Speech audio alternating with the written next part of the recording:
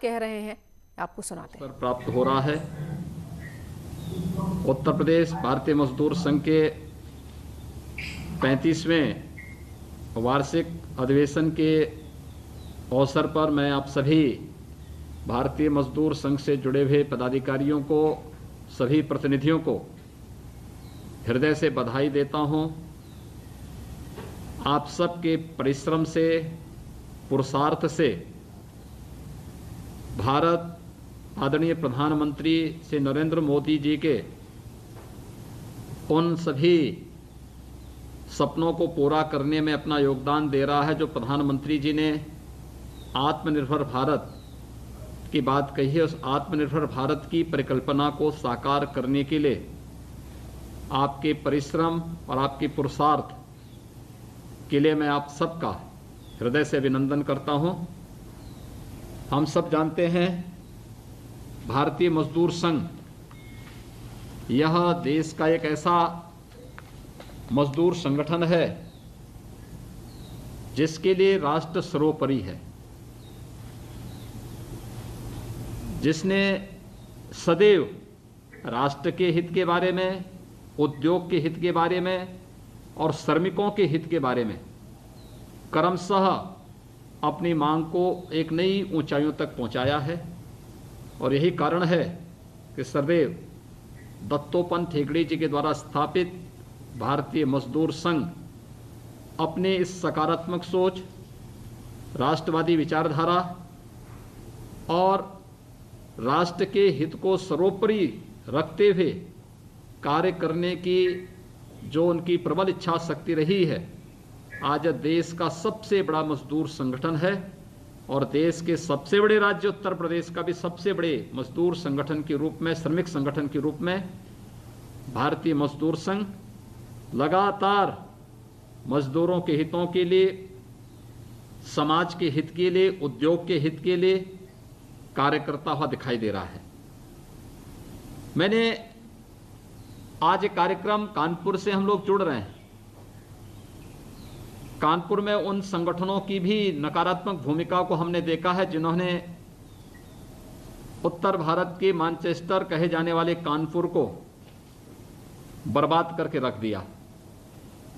भारतीय मजदूर संघ से जुड़े हुए पदाधिकारियों के साथ मेरा निरंतर संवाद रहा है और अक्सर मेरे पास श्रीकांत अवस्थी जी, अनुपम जी, राधे कृष्ण त्रिपाठी जी, इन लोगों का मेरे साथ लगातार संवाद रहा है। ये लोग बराबर श्रमिकों के हितों के लिए लगातार हमारे साथ संवाद बनाते हैं, अपने सुझाव देते हैं और उन कार्यक्रमों के माध्यम से श्रमिकों के हितों के लिए कार्य करने में हमें काफ़ी सुविधा होती है। मैंने कभी भी अपने इन सभी पदाधिकारियों के मुंह से कोई नकारात्मक सोच नहीं देखी।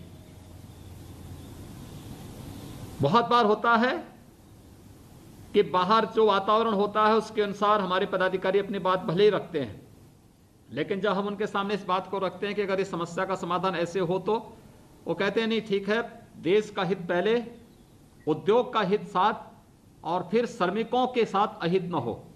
अगर ये चीजें एक साथ हम लेकर के चल लें तो अच्छा होगा।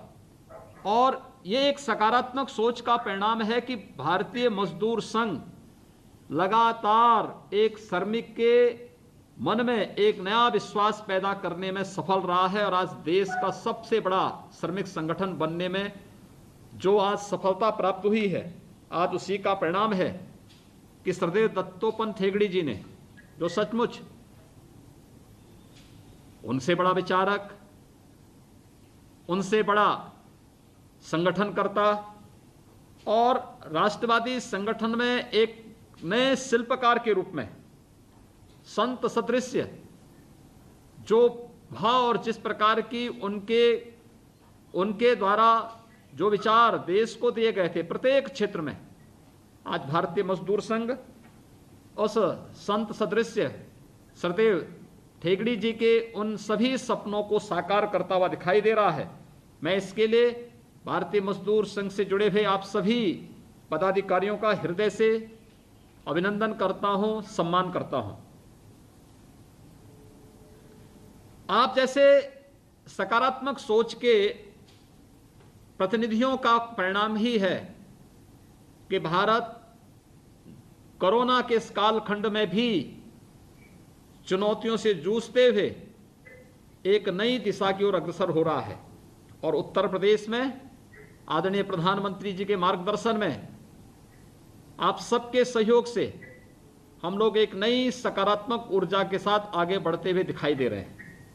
इस सकारात्मक ऊर्जा जिसमें हमारे सभी श्रमिक भाइयों ने